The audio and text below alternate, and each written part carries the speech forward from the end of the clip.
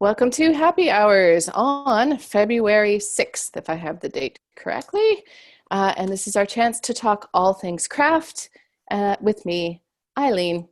And I'm ready to roll. So how are both of you this fine morning? Good. Working on my coffee.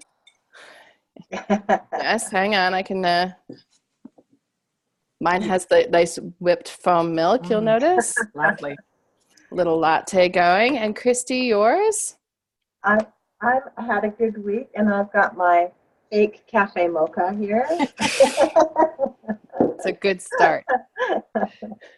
So how is the writing going for both of you? So I'll start with Christy. How goes your writing project this week? Actually, I'm so pleased with my writing this week. I think the office hours with you and the gang last week was really helpful with that whole issue of how angry can I make Sam, my protagonist.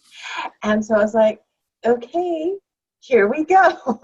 I think just very freeing for me too, because Sam is, this really nice guy. He's obviously gone through lots of stuff. Bonnie doesn't know the story, but he's lost his wife and now he's struggling. And but because he's a good guy, I think I'd been kind of holding back on that sort of whole expression of anger thing. So then after talking to you and Tony last week, I thought, okay, I'm sort of having things mounting up and up and up for him, but nothing's quite yet set him over the top. So what would it take to set him over the top? And I thought, okay, it'd be something with one of the kids. So that really helped me. So now I'm writing this scene. I've probably gone like way too far, so I'm going to kind of pull myself back in it. But I must admit, it was so freeing.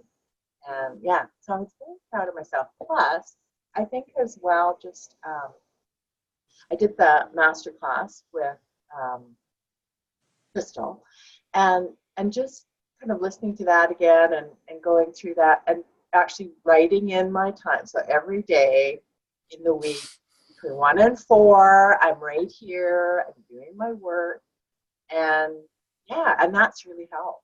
Yeah. It does make a difference. Yeah, it makes a difference.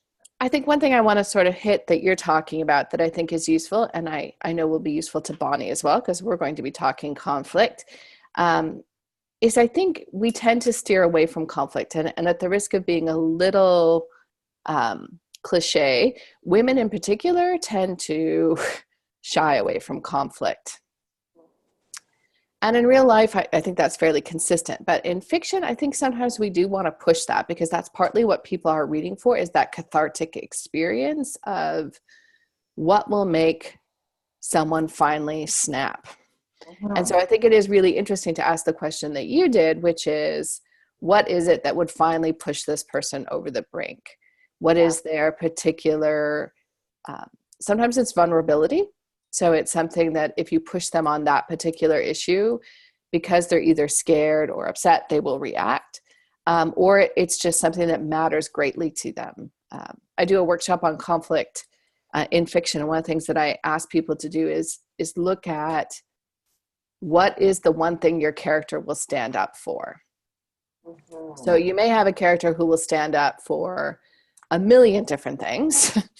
They're just that type of person. But for most of us, there is something where we may stay silent in one situation, even if we're quietly seething. So for example, we may be at a party and hear someone make a racist remark and be like, oh, people like that, they drive me nuts. But we may not say anything. But for someone else, that is the point where they are like, and I am out, and they will suddenly kind of set free. So knowing what that is for your character, like what is it that is their pressure point, is really useful as you start pushing them with conflict. Mm-hmm. And Bonnie, how goes your writing? Oh, lots of thinking. I'm at the thinking stage. Because I'm revising, there's a lot of getting into my characters' heads and figuring out, did I portray their motivation enough? Did I get into their conflict enough? Did I push them enough? So I've been doing lots of thinking. And basically I live my characters' lives. Just sort of wandering around with other people in your head. There's nothing weird about that at all. Nothing at all. Nothing weird about that at all. Well, that's nice because it actually kind of dovetails with something I would like to talk about a little bit, which sort of has come up with another writer, and they asked me about how to show emotion, because oftentimes in revision notes or in edit notes, what you're getting back from someone is someone saying, I want to be deeper in their head. I want to know what they're feeling. Or so how do we go kind of deeper into that point of view? And I think there's a lot of ways to do that. The one thing I often stress is that I think people think it has to be a major revision. Like I'm going to be adding scenes and scenes and scenes to dig into this person's head. And it's often not. It's often a small line or a piece of body description that suddenly gives us that. And one of the places I really like to use it is dialogue. And that's partly, first off, because I absolutely love dialogue. And Bonnie, you don't know this, but I know that Christy worked screenwriting for a while. So she has a lot of, yes, dialogue is also a big fan. He loves the dialogue. But where I think it's particularly useful is talking about where to use it with going deeper and showing emotion and conflict. So that's kind of what I want to tackle.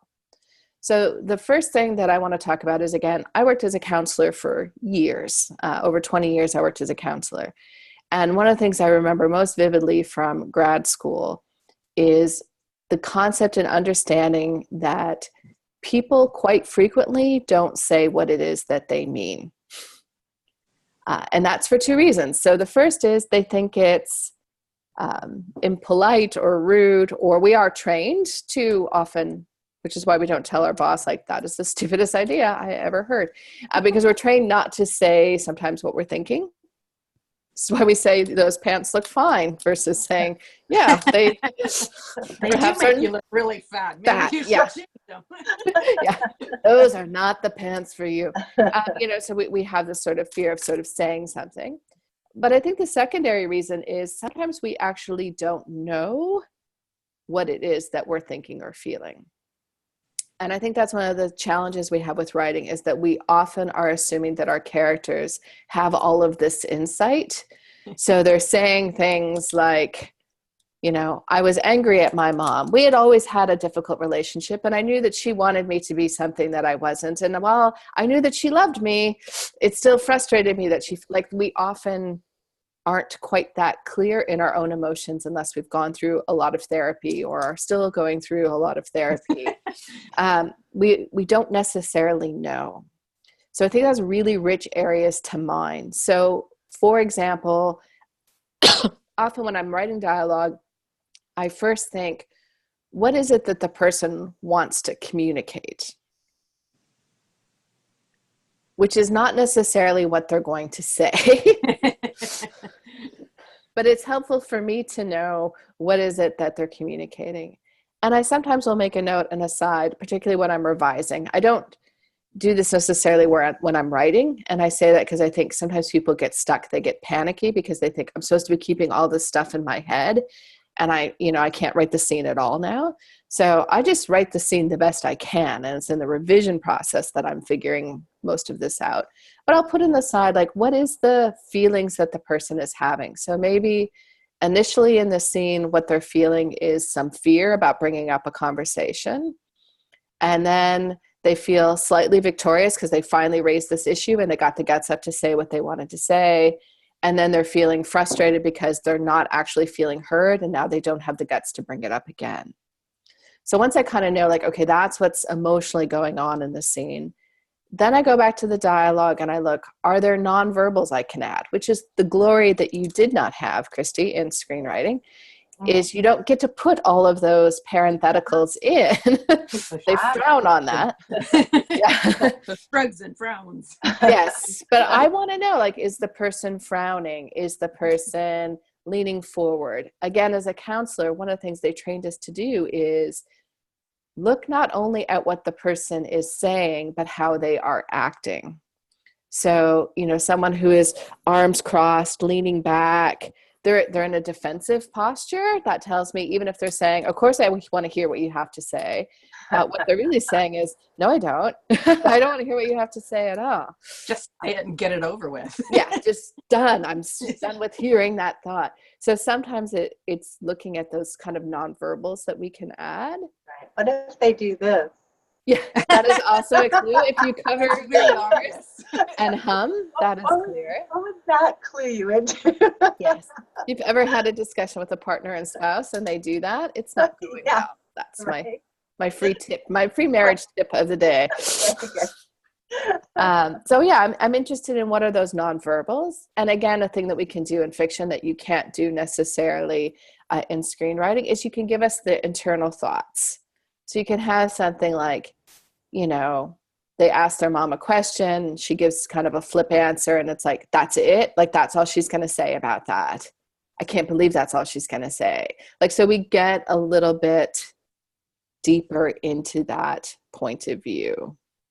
And again, if the character is lying to themselves, then it's looking at, it won't be what they're necessarily saying externally, but how they are often physically reacting. Have you guys heard of the emotional thesaurus? Yep, use it all the time. I love that. I'm going to list it in our resource section for today's workshop, because I think for people who don't know it, it is a huge lifesaver. So it is, for people who don't know, it's a thesaurus where you can look up emotions. So you can look up something like frustrated, and it will give you all types of physical ways that someone may react to that. So they may have stomach clenching, the building of a headache. Like, it has just sort of a listing of those things and other feeling words, things that are in there. And where I find that's useful is I think most of us, fortunately or unfortunately, have a default, right? So we show things in a certain way, and I have admitted before. Biting lips. Biting lips. I noticed it shows up everywhere. Mine, I am an eye roller. I have characters rolling eyes, maybe because I'm writing for teens, and so a common, always biting their lips. Yes, a common emotion teens have is that sort of frustration with the outer world versus what they see as the inner world. So I'm constantly showing them rolling their eyes to the point where they look like mad horses, right? Like, so-and-so rolled their eyes, and then this other person rolled their eyes, and then I rolled their eyes again.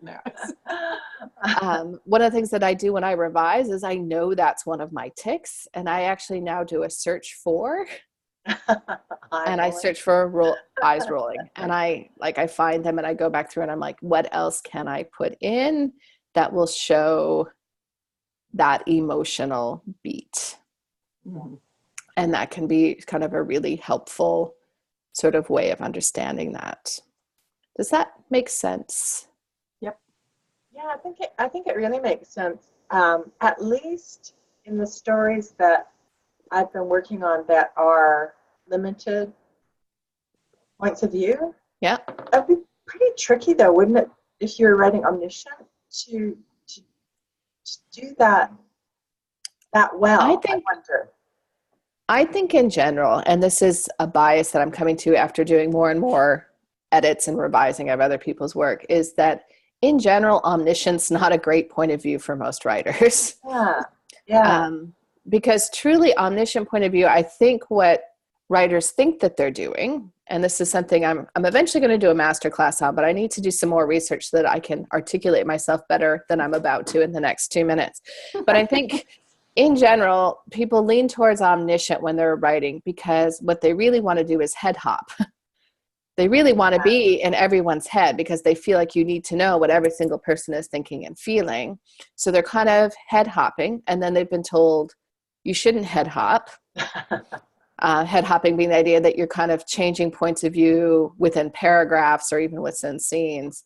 So they'll say, okay, well then I'm writing the omniscient point of view. Mm-hmm. But truly omniscient point of view is almost a godlike narrator. Yeah. So you're not really deep into anyone's head. You just have the ability to sort of, the narrator almost has his own point of view and voice that gets down on the story. Yeah. So, what people need to do is either look at point of view and sort of have a range. So I think you can really get up to kind of 4 or 5 points of view in a story before it starts to become unmanageable. I'm going to put a big bracket here. I know someone is now going to email me like, what about this story that has 11 points of view? That's absolutely fabulous. Yeah. I'm not saying it can't be done, but I do think the more people that you're asking a reader to occupy, the more you are thinning out their experience of that character. Mm-hmm.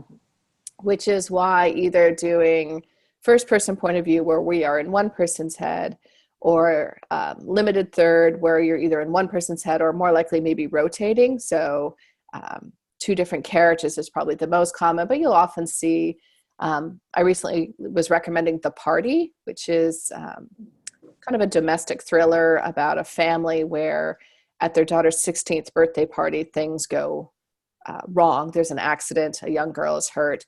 And so you're getting the story from the daughter's point of view, from the mom's point of view, from the dad's point of view. And there's one other one that's escaping me that's not in the family. So the chapters are rotating and you're getting a sense of the story being much bigger. And Right. you're seeing that conflict between characters because you're seeing scenes where two different people might have been in the same location, but their perception of what happened in that is completely different. Right. Sort of like Girl on a Train. Yes. Yeah, right? That kind of story. Yeah. Okay.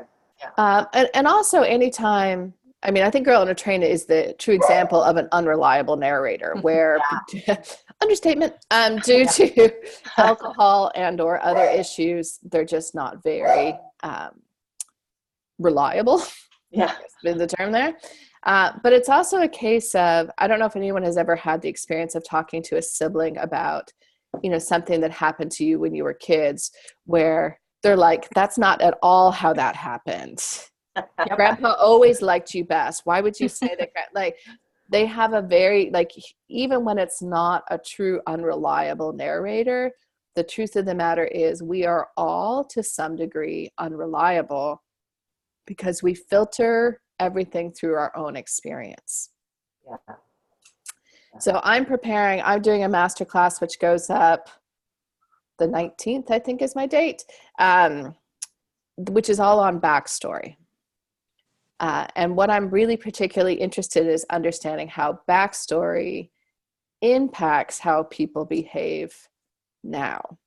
And I'm talking a lot about, not a lot, it's not a psychological drill down, but I'm talking about there's a counseling theory called rational emotive therapy. Has anyone heard of this? Anyone take psych class? It's just the problem when you have all this information in your head, you're like, someday I will find a way to use it. And I have. Rational emotive therapy is all around that idea of it's not so much what happens to you, it's how you interpret what happens to you. Mm-hmm. So if you have thank you, Bonnie, very well said, or misinterpret. So for example, if you have a parent die when you are young, one way that might get interpreted for someone is you can't rely on anyone, people leave you. And that then impacts relationships they have from that point forward because they're always waiting to feel abandoned. And that is how they interpret it. Even if they can logically say, my mom died of cancer or whatever, like she abandoned me. Someone else may have that exact same experience and interpret it as life is short. You've got to get everything out of it that you absolutely can. And so therefore, going forward, that is how they interpret things. But we're all carrying around baggage. I have a friend who says some of us are carrying it in hefty bags. Some of us are carrying it in Louis Vuitton handbags. But we all are carrying some baggage. And that is how we then interpret things. So in terms of dialogue, when someone says something like, oh, are you wearing that today? One person would be like, yeah, do you like it? It's like, it's new. Like I'm feeling kind of sporty. So I wanted to put on a scarf today and, that kind of thing. And someone else who might be carrying things around feeling insecure takes it like, what, does it look stupid? Does it look like I'm trying to pretend to be French? I'll take it off. Right. And again, they may not articulate that in the dialogue, but that is how they are interpreting it. And I think what we forget is for the reader, part of the fun is interpreting the characters. I believe every novel to some degree is a mystery novel. And so the reader is picking up clues as to what's going, and they're trying to guess what's going to happen next. And they like to be surprised, but it needs to feel like it was put there the whole time. Yes, it has to be a good surprise. It can't be like, wait, what? We want to feel like that, made sense with what was happening. So we want to see that happening. So we're always kind of looking for those things. And when we're reading dialogue, we're kind of Inspector Clouseauing them, like, is that really what they think or feel? Or I think it's interesting that they had this particular body language. That makes me wonder if they're maybe not being as honest as they could be. So they're trying to kind of pick up those things. And when we give it all to them, when we say, Christy felt frustrated because she couldn't get a word in, and we do that all of the time, then the problem becomes the reader doesn't need to engage as deeply. Yeah. And I think that's what happens when we have those books where you might be enjoying it, like it's a good book, but you don't find yourself engaged, is I think we have allowed the reader to not be a participant in our story. We feel that we have to set it up completely for them versus part of the fun for our reader, I think, is interpreting language. It is seeing what things are happening. It's thinking when something happens, like, oh no, I know exactly what Bonnie's going to do. Bonnie's going to snap when she hears that, right? Because we have built up that this is a pressure point. And then we're waiting, right? We're flipping pages. Like, here goes Bonnie, right? And then if she doesn't snap, She snaps then at everything, She does. Watch out for Bonnie. Then I want to know. I want to understand what's happening in that thing. Sometimes, though, too, a line that you write can be interpreted by the reader in different ways. And I think sometimes you have to be careful with that. I'm thinking sort of what you said about, about the pants discussion. There's a really clever series of ads. I think they're so clever that I don't even remember who they are. I think it might be Canadian Tire or one of the hardware stores. And they had this series where a woman will say something like, oh, you're painting the wall that color? And then the next line, oh, you're painting the wall that color. And so just how you deliver the exact same line. Yes. Very interesting. And that's where I think what kind of physical and body language you have going around can reinforce that for a reader. And that's, I think, why it's so important to have critique groups to get a sense of how something is coming across. I've sometimes told the story. My first job out of graduate school was possibly one of my best jobs ever, but they would send me to research a particular topic related to disability, which is what my graduate program was on. So for example, spinal cord injury. So I would travel around in the States to some of the best spinal cord units, and I would look at what was best practice, what they were doing in different places. And then they would fly me to Europe to present for the European Union on disability. Wow. These day-long workshops on here's what you should be doing with spinal cord injury, and here's what other people are doing, and here's how they're working it through, blah, blah, blah. So I would do these workshops, which is why I'm now no longer afraid of public speaking, because that was into the fire there. Yeah, that is what I had to do over and over and over again. But one of the challenges I thought was very interesting with that is a lot of the people weren't English speakers. So as I was giving my presentation, they would all be wearing these big headphones. And in the back of the room, there was a bank of interpreters. So someone in German, someone in Italian, someone in French. And as I was speaking, they would be simultaneously interpreting. And this initially threw me off all the time, because I would say something that I thought was particularly funny or, witty. Like, I'd be like, and there would be like nothing. And I would be like, okay, not funny in this language, apparently. And so I would move on to like the next thing. But because the interpreters, even though they're simultaneously interpreting, they are a few beats behind you. So a few seconds later, when I'd be saying something about septic ulcers, blah, blah, blah, there would be like this, ha, ha, ha, ha, ha. And I would be like, that was not funny at all. So for me, it was that idea of interpretation, and what strikes people, how they interpret a line can be very different. and when they put that interpretation together can be different. I'm working on an edit project now, and I'm finishing up notes on it. It's a novel I've read all the way through at this point. And my big challenge is I don't like one of the main characters. Wow. At all. Like there's a scene where she's about to be murdered, and part of me was like, good, I hope they get her. Which I am 100% sure is not the intention of the author. And I think it's going to be tricky, but not impossible, to go back and see, because it is a character making really bad life choices, a character who's cheating on her boyfriend, who is using substances, who is treating her family badly as a result of using substances, who's causing a lot of pain and hurt. But I think what's missing is the sense that there is any insight to that or any sense of regret with that.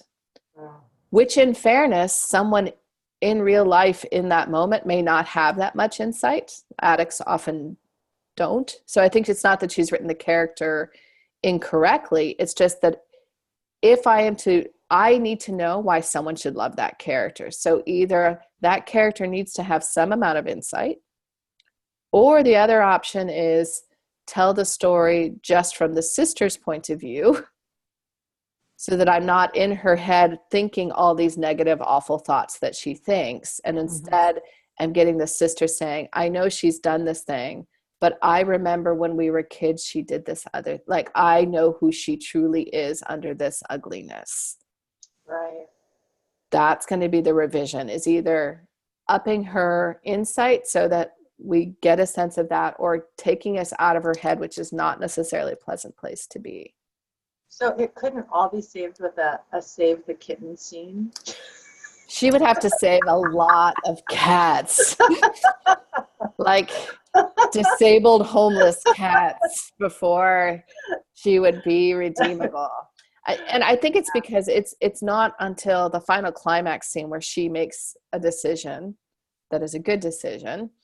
Before that, every decision she makes, and because we're in the head of the other characters that she's hurting, we know how bad she's hurting them, and we also know it's completely unjustified. Like, they haven't done anything. This is her addiction speaking. Yeah. Which, again, I suspect is bang on accurate. Right? It just doesn't necessarily help the reader, who is at this point going back and forth equal times between those things. Yeah, you kind of want the reader to want that person to be redeemed. So there has to be a reason to want them to be redeemed. Something in there. I love unlikable characters. I mean, Gone Girl's one of my favorite books, and there is no one likable in that book. But they are truly fascinating. And not that her character is not interesting, because it is an interesting character going through interesting things. It's that her character doesn't. I'm going to yell at my dog with the mic off. Okay. Hang on.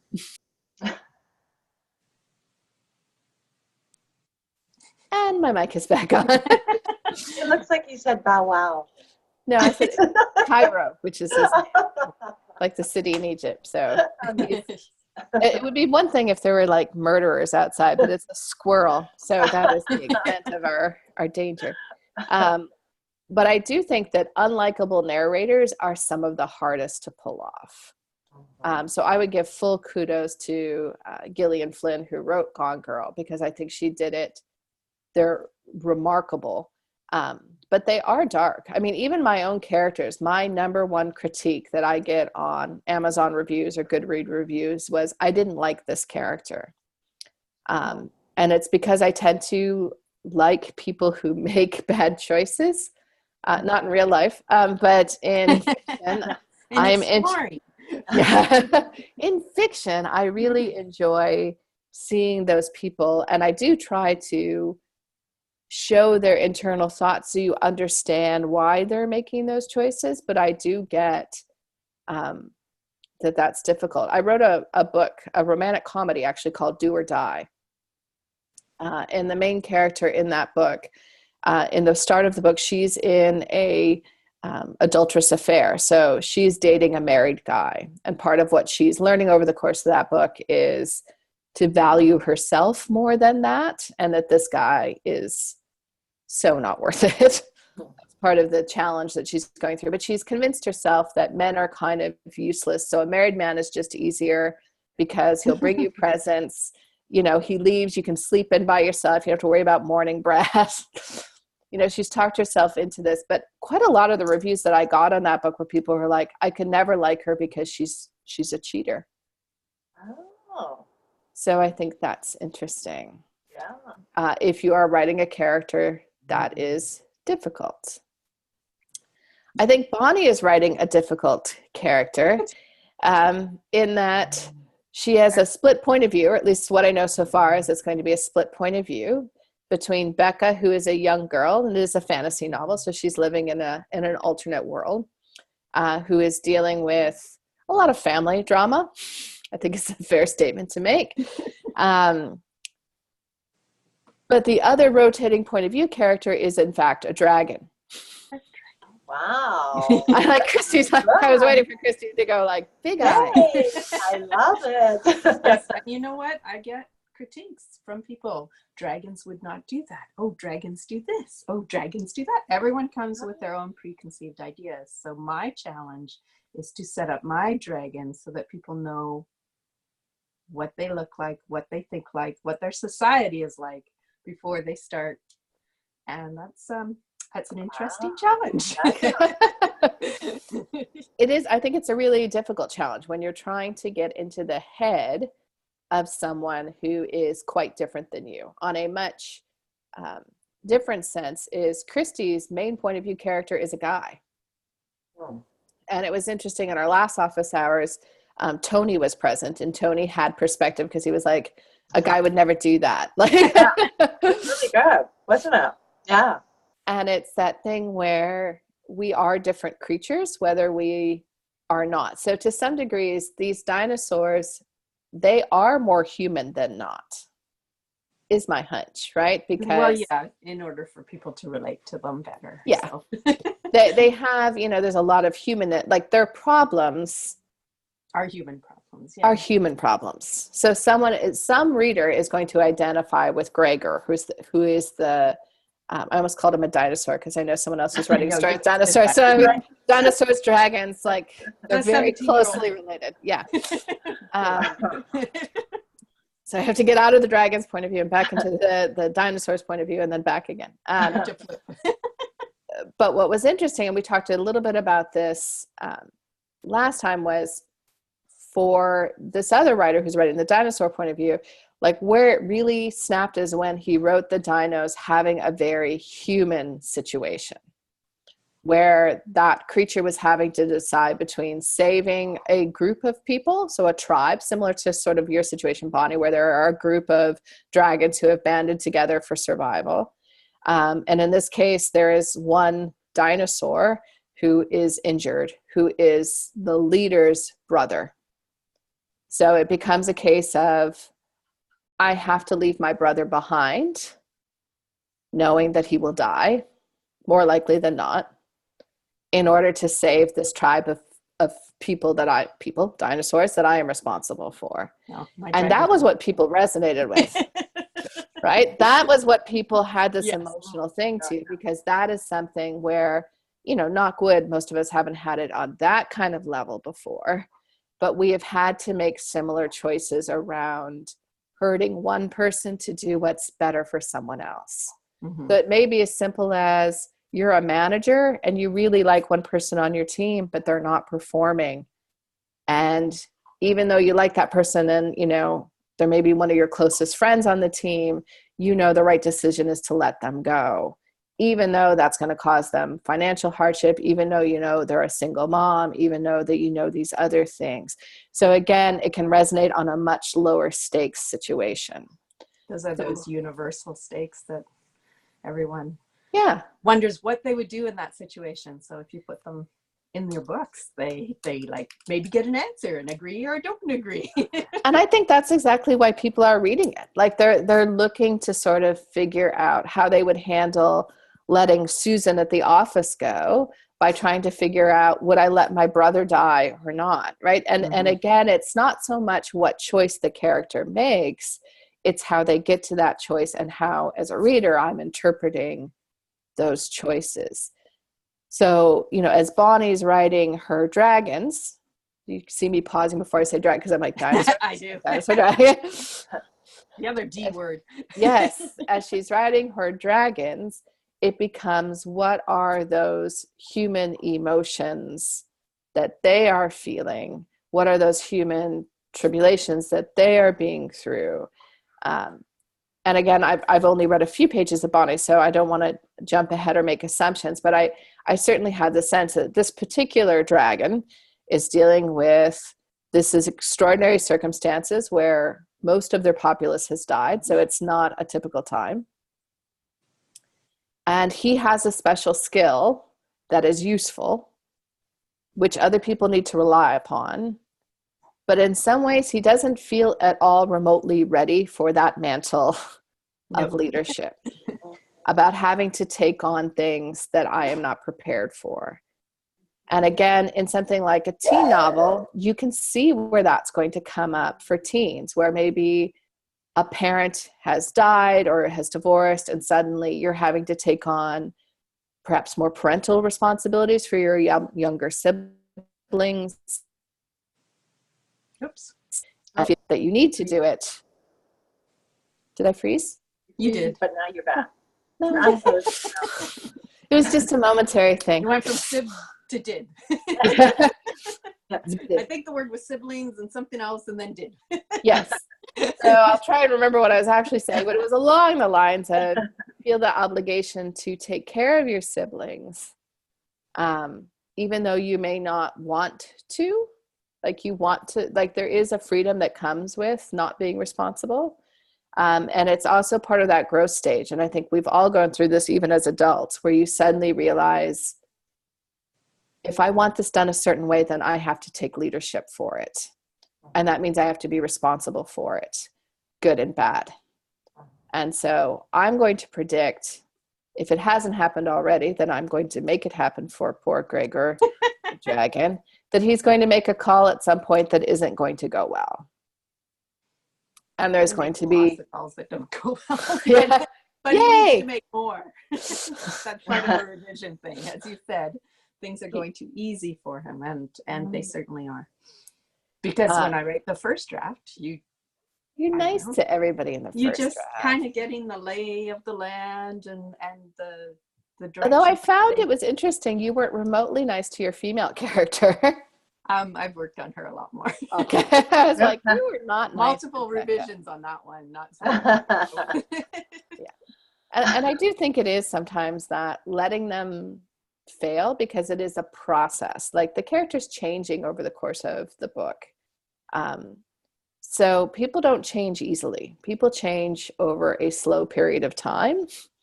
And people are either pushed to a change or pulled to a change.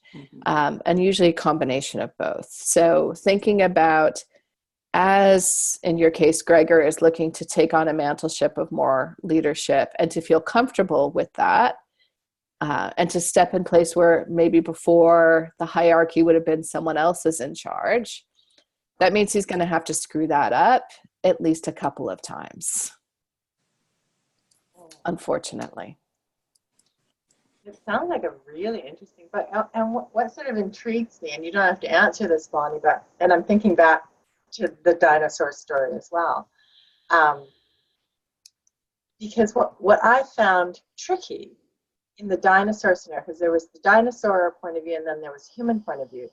The dinosaurs were thinking in very human terms, even though they were staunch enemies. And I thought, would, in my weird logical mind, would the dinosaurs actually be thinking in human terms? Would the people actually be able to think in dinosaur terms? So when you have these two very different sort of, Beauty and the Beast kind of thing happening, I think that would be very tricky, as opposed to, say, like Watership Down, which is told in the point of view of the rabbits. So then you can make the rabbits whatever you want to make the rabbits. Well, I'm finding that a challenge, Bonnie. it's the same thing with werewolves and vampires and zombies and were everything. I swear they're making everything a were whale, a were rabbit. You try to pull in the animal side of relationships, or often the animal side of family groupings, to show a difference in the society.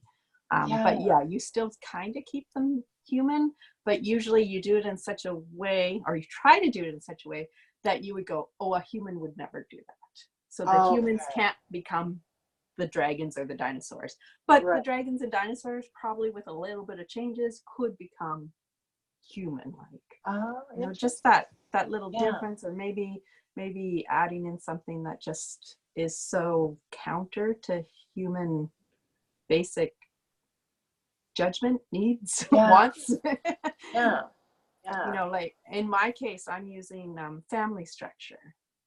As humans, we raise our children and all this. In the dragons world, they lay eggs like turtles. So there's hundreds of eggs. They leave them on their own. The young might find a group of dragons and join them. So the whole society will now take care of that child. There is no parent.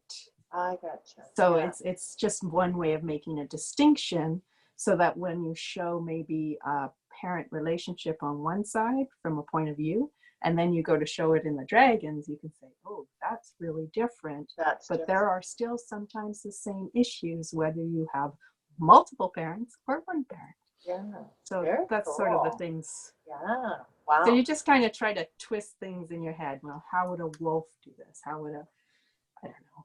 I like thinking like animals. I make my animals talk. Very cool. My dogs talk to me all the time. Right? Yeah, I have full conversations with my dog, and I don't think that's weird at all. Not remotely strange. I think, that Bonnie's putting her finger on, and there was a handout that was mentioned in the last one. It's in the link if you go into the Academy. That's a link to the Science Fiction Writers Association does a long handout on world building. And they ask you, there must be 36 questions on there. But is there magic in your world? How does magic work? Who can do magic? What are the rules of magic? What are the limitations of magic? And it kind of forces you to sort of drill down. Thinking of our dinosaur story, I think the challenge was it yet wasn't clear how these dinosaurs were different from dinosaurs that we know actually did exist. So, for example, what's going on when you have a dragon? I would think the nice thing about a dragon, when you have a dragon, that's what I say all the time. When you have a dragon, you get to decide what that looks like. Yeah. If you're writing a book where it's different. Has anyone here read The Art of Racing in the Rain? No. Yelling at my dog. If people like a good tearjerker novel, I love it. It's a novel by, his last name is Stein. It's one of my favorite books of all time, actually. And it actually, Christy, would be a great book for you to read, because it's about grief and loss. Okay. And it's told from the dog's point of view. Oh, I've heard of that one, yeah. So what is it? The Art of Racing? Racing in the Rain. Okay. So hang on one second here. Let me see.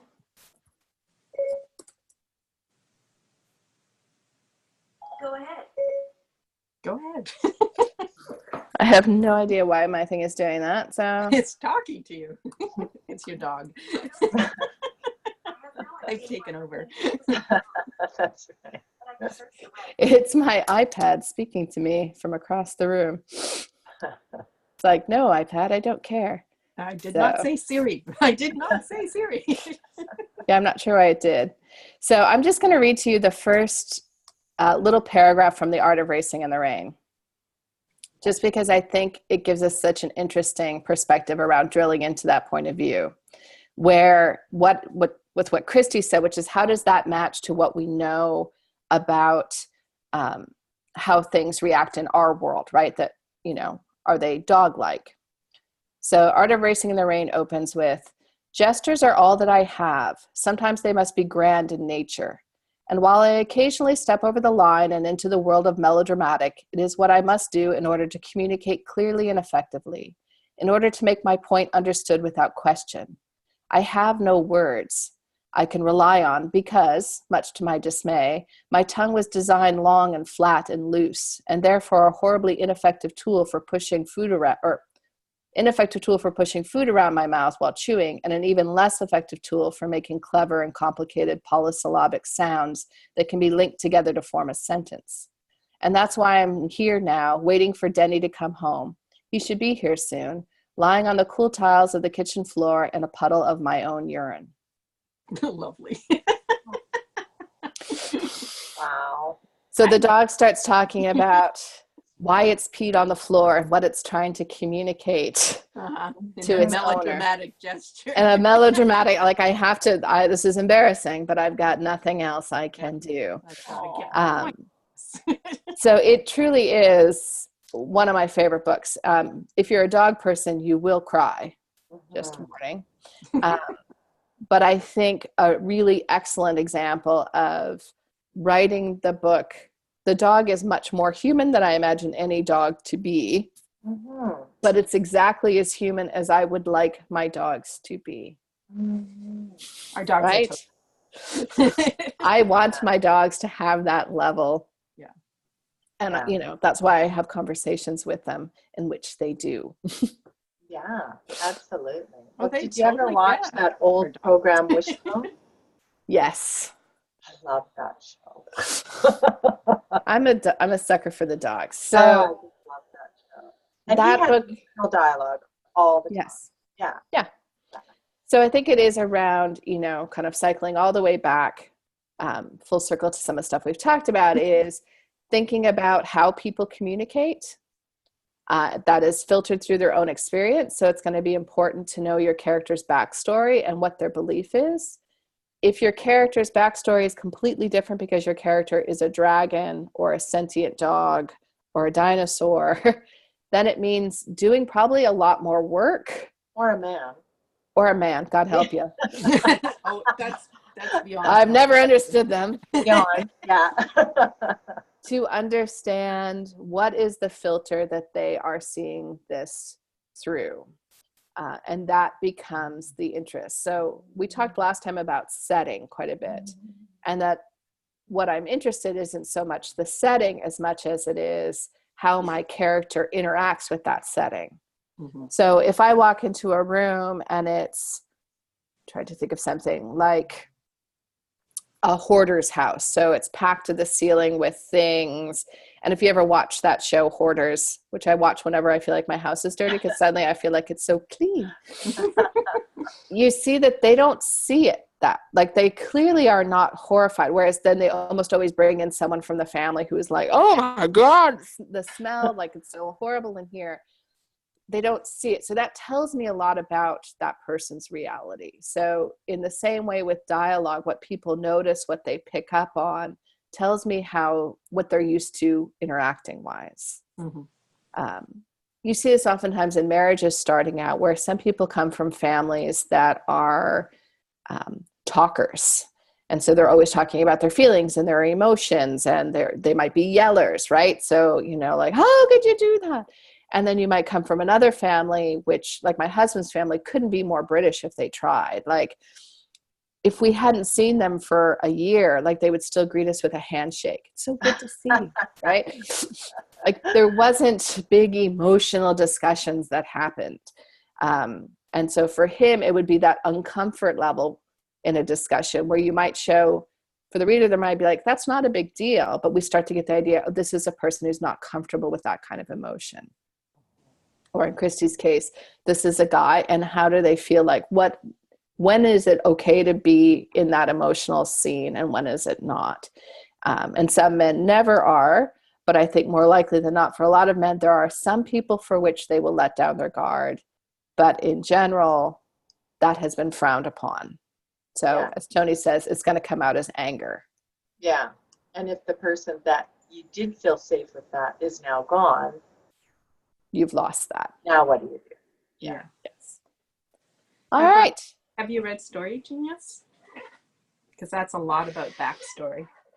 No, but I'll have to because I'm writing it down right now because I'm doing this masterclass. Yeah. Story Genius by Lisa Kahn. It's excellent on discussing all the different ways of coming up with the backstory and how it affects your character, because you need to know what they were before this point where you start, because they're bringing all of that in, and there's a lot of good exercises in there. I'm going through it again because, you know, every time you do a new novel, you're like, oh, there was something. I remember something from that book. Now, where was it? It would help me right now. If I go to remember, first off, which book it was in. Exactly. On my shelf of long. I'm like, right now, I'm even like, do I have Story Genius? I might even have it. Yeah, and you know, for me, I'm definitely working on, I do a lifeline exercise that I'm going to do in this masterclass for people around understanding backstory and understanding how it impacts, and so it can be really quite useful. Yeah, Well, I found reading that was very helpful. Yeah, I think it's really interesting too. Just sort of re-listening to some of the office hours that I've already done with you, Elaine, or with Crystal. I haven't managed to do like a live one with Anna yet, just the timing. I've done one of each. But I re-listened to one of them, and I was like, did we actually talk about that? So then I'm madly taking notes. It's like, oh my God, like that, there's a lot of good stuff in there. And I was there. I was there, but I don't remember. But you know what? I mean, I think that's a good metaphor for life in general, not just writing. But there are times when we are ready to hear and see things that we are not in another time. And that's why I keep craft books, and more so than other, like I get a lot of books now as ebooks, but I tend to still buy my craft books as print copies because I like to highlight them and tag them. And for some reason, I find the tactile flipping through easier than the print version. So ebook, yeah. So I will check that out. Any questions for today? Nope. No questions. No questions. Easy. Yeah, no. So if you think of questions, you can always stick them in River, which is that forum thingy. So those are always a good place to stick questions. I will be seeing Christy tonight because we are teaching the SFU class together. And I will see Bonnie tomorrow because we are having a one-on-one meeting tomorrow. It'll be fun. Yes, so Bonnie and I will be diving into the dinosaur point of view because I have dragon. Maybe they're dinosaurs now, Bonnie. Maybe it's time for a revision. Don't be so judgmental. They come from dinosaurs, so it's not too bad. So I'm just pre-evolutionary with a version of them. And are we saying their name right? Maybe they're actually dragons. Dragons. Do they have their own name for themselves? Yeah, exactly. They Probably. Dragon is so, I don't know, speciest of us to call them that. Not really. Humans. Those, what was it? Meat puppet was a term I heard someone use for humans. Like they were a creature talking. Yeah. That's hilarious. Meat puppets.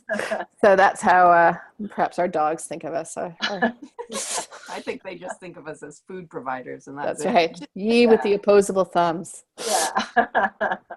All right. So thank you to everybody. I will see people very shortly, and I'm going to end the recording. Do.